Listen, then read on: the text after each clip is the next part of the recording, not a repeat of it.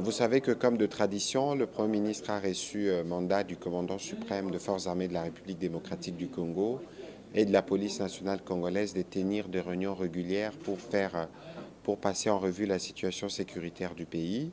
Aujourd'hui, nous avons parlé beaucoup de la situation à Goma, comme vous le savez, que hier il y avait des manifestations, la ville était paralysée avec des barricades et des actes de vandalisme qui ont été observés. La police nous a transmis les bilans. Malheureusement, il y a un compatriote qui est mort, il y a eu des blessés, des cas de pillage. C'est l'occasion de rappeler que le gouvernement comprend la frustration et la colère de nos populations, mais recourir à la violence et faire le jeu de l'ennemi, parce que nous sommes dans un contexte où sûrement qu'il y a déjà de l'infiltration, il ne faudrait pas que des actes puissent être commis et puissent être collés à la population qui risque d'envenimer une situation qui est déjà assez difficile, mais des dispositions sont prises, notamment aujourd'hui, vous avez vu qu'il y a eu un fort déploiement de la garde républicaine dans la ville pour dissuader toute tentative qui viserait à créer des conditions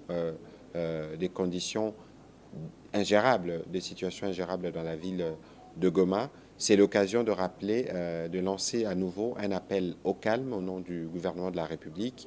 La question sécuritaire est prise en charge.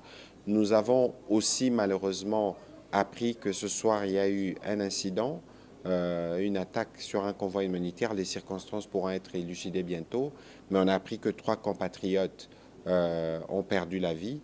C'est encore une nouvelle qui nous fait mal et pour lequel le gouvernement, en tout cas avec le gouvernement provincial du Nord Kivu, va faire un suivi étroit parce que c'est un incident qui est consécutif à un convoi de la MONUSCO qui s'est déplacé. Nous pourrons revenir avec force détail plus tard sur ces sujets. Nous avons parlé de la situation en Ituri avec tout ce qui se passe comme violence. De ces points de vue-là aussi, le gouvernement a redonné, en tout cas le Premier ministre a redonné les instructions qu'il faut que ce soit à la police et à l'armée pour continuer les travaux qui s'est fait pour assurer la sécurité de la population. On a atterri sur la situation à Kwamouth. Vous savez qu'il y a une mission de pacification qui a été envoyée sur place par les présidents de la République qui donne son résultat malgré des petites résistances observées ça et là.